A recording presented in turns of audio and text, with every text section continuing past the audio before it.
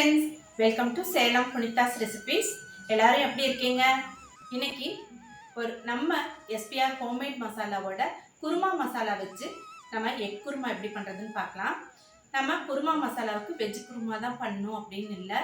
நம்ம இந்த குருமா மசாலாவை வச்சு நான்வெஜ் குருமாவும் பண்ணலாம், எக் குருமாவும் பண்ணலாம்.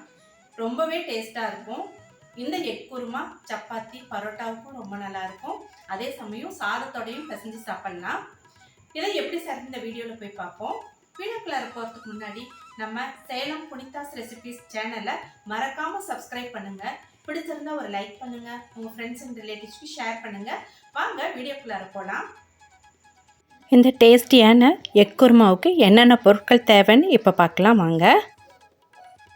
எக் குருமா பண்ணுறதுக்காக எக்கு வேக வச்சு தோல் எரித்து வச்சுருக்கேன். மசாலா அரைக்கிறதுக்கு அரை மூடி தேங்காய் எடுத்துகிட்ருக்கேன். நமக்கு எவ்வளோ கிரேவி வேணுமோ அதுக்கு தகுந்த மாதிரி நம்ம தேங்காய் எடுத்துக்கலாம். எங்களுக்கு இந்த அளவுக்கு போதும். 6 பச்சை மிளகாய் அப்படியே பச்சையாக சேர்த்து ஆட்டினா ஒரு சிலருக்கு சேராது. அல்சர் இருக்கிறவங்களுக்கு, அசிடிட்டி இருக்கிறவங்களுக்கு சேராது. நெய்யில் வறுத்து வச்சுருக்கேன். முந்திரி 12 முந்திரி உடச்சி வச்சுருக்கேன். 1 டேபிள் ஸ்பூன் அளவுக்கு இஞ்சி பூண்டு விழுது, 1 டேபிள் ஸ்பூன் நம்ம எஸ்பிஆர் ஹோம்மேட் மசாலாவோட குருமா மசாலா எடுத்து வச்சுருக்கேன். இதை எல்லாத்தையுமே நைஸாக அரைச்சிட்டு வந்துடலாம். நைஸாக அரைச்சாச்சு. ஒரு பேன் வச்சுருக்கேன். 1/4 கப் அளவுக்கு எண்ணெய் சேர்த்துட்ருக்கேன்.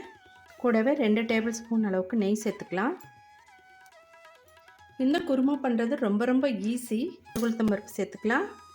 நம்ம எஸ்பிஆர் ஹோம்மேட் மசாலாவோட குருமா மசாலா ஒன்று இருந்தால் போதுங்க, நிறைய கிரேவி செய்யலாம். நாம் இந்த மாதிரி எக் கிரேவி மட்டும் இல்லை, வெஜிடபிள் கிரேவி, மஷ்ரூம் கிரேவி, பன்னீர் கிரேவி, 2 மீடியம் சைஸ் பெரிய வெங்காயம் எடுத்துகிட்ருக்கேன். இதை நல்லா நம்ம வதக்கிக்கலாம். இது நல்லா கோல்டன் ப்ரௌன் ஆகணும்னு இல்லை, வெந்தாவே போதும். இது கூட நம்ம உப்பு சேர்த்துக்கலாம். வெங்காயம் வெந்துருச்சு, நம்ம அரைச்ச விழுது சேர்த்துக்கலாம். 1 நிமிஷம் வதக்கிக்கலாம். இதில் நான் மஞ்சள் தூள் போடலை, விருப்பம் இருக்கிறவங்க மஞ்சள் தூள் சேர்த்துக்கலாம். நம்ம மிக்ஸி ஜாரை வாஷ் பண்ணிவிட்டு அதை இதோடு சேர்த்துக்கலாம். கிரேவியில் சேர்த்துறதுக்காக 1 டீஸ்பூன் அளவுக்கு பொட்டுக்கடலை தூள். இது கிரேவியை நல்லா திக்காக பண்ணும், அதுவும் இல்லாமல் டேஸ்ட்டும் நல்லாயிருக்கும். கொஞ்சமாக தண்ணி சேர்த்து மிக்ஸ் பண்ணிக்கலாம். இந்த டிப்ஸை நீங்கள் யூஸ் பண்ணிக்கலாம். எப்போவுமே எந்த கிரேவியாக இருந்தாலும் சரி, நமக்கு தண்ணியாட்டம் இருக்குது அப்படின்னா நம்ம பொட்டுக்கடலையை நம்ம நுணுக்கிட்டு அதை இதோடு சேர்த்துக்கிட்டா நல்லாயிருக்கும். எந்த வித்தியாசமும் தெரியாது, டேஸ்ட்டும் நல்லாயிருக்கும். தேங்காயோட டேஸ்ட்டு திகட்டாமல் இருக்கிறதுக்காக நம்ம இதை கொஞ்சம் ஆட் பண்ணிக்கலாம். இதில் நம்ம கறிவேப்பிலை சேர்த்துக்கலாம். கொஞ்சமாக கொத்தமல்லி தழை சேர்த்துக்கலாம். இப்போது வேக வச்ச முட்டையை சேர்த்துக்கலாம். பாருங்கள், இதை நான் இதில் கீறி வச்சுருக்கேன்.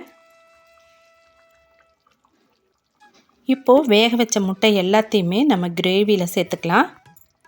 நல்லா கலந்து விட்டுட்டு மூடி போட்டு சிம்மிலேயே ஒரு 10 நிமிஷம் வேகட்டுங்க. ரொம்ப நேரம் வேக வேண்டாம், முட்டை ஓவர் குக் ஆகிடும். அதனால் நம்ம ஒரு 10 நிமிஷம் மட்டும் வேக வச்சு நம்ம ஸ்டவ் ஆஃப் பண்ணிக்கலாம். இப்போ கிரேவியை ஒரு சர்விங் பவுலுக்கு மாற்றிக்கலாம்.